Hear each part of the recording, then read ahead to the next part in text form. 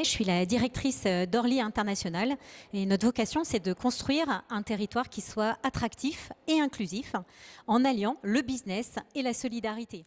Alors, on accompagne beaucoup d'entreprises sur la question du recrutement de leurs talents et on considère vraiment que c'est un atout, la promotion de ces talents, c'est un atout majeur d'attractivité et de résilience compte tenu du contexte. Et donc, c'est vrai qu'on a l'habitude dans les promotions des territoires de vanter le hard, hein, donc la logistique, les équipements immobiliers, la qualité de vie. Et finalement, à Orly-Paris, on a une valeur additionnelle, hein, c'est celle de l'organisation du système d'acteurs qui est dédié au recrutement. Et alors, on ne le fait pas tout seul, hein, bien sûr, parce qu'on a été fondé par la région Île-de-France, les départements de l'Essonne et du Val-de-Marne, les territoires de Paris-Saclay et de Grand Orly Seine-Bièvre et le groupe ADP. Donc, vous voyez déjà une amorce d'un consortium public-privé qui s'est allié pour pouvoir répondre à ces enjeux de recrutement et de présentation des talents. Et on a retroussé les manches et on a construit un outil qui est digital, éthique et qui fait la promotion du circuit court de l'emploi local.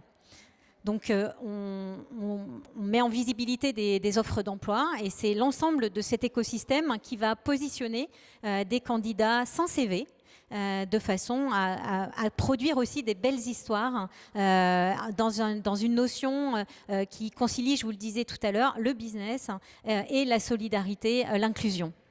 Alors, nous, on est au cœur d'un territoire d'exception. Hein. Naturellement, on a le marché international de Rungis, la Sogaris pour la logistique. On a des parcs d'activités de grand renom avec ICAD et puis le cluster Paris-Saclay.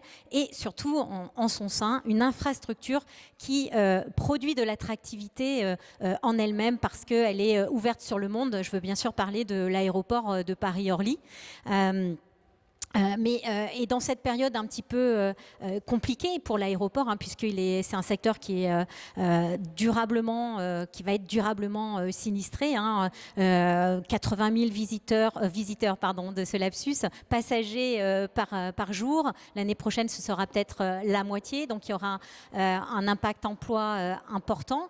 Mais finalement, on retrousse les manches et on se dit que finalement, on va avoir un potentiel de talent rompu à l'exercice des langues étrangères hein, qu'ils pratiquent au quotidien, des expertises très pointues, des candidats issus d'un milieu où il y a beaucoup de passionnés, des casiers judiciaires vierges et que finalement cette manne de talent, ce vivier peut constituer un facteur d'attractivité pour des entreprises étrangères notamment.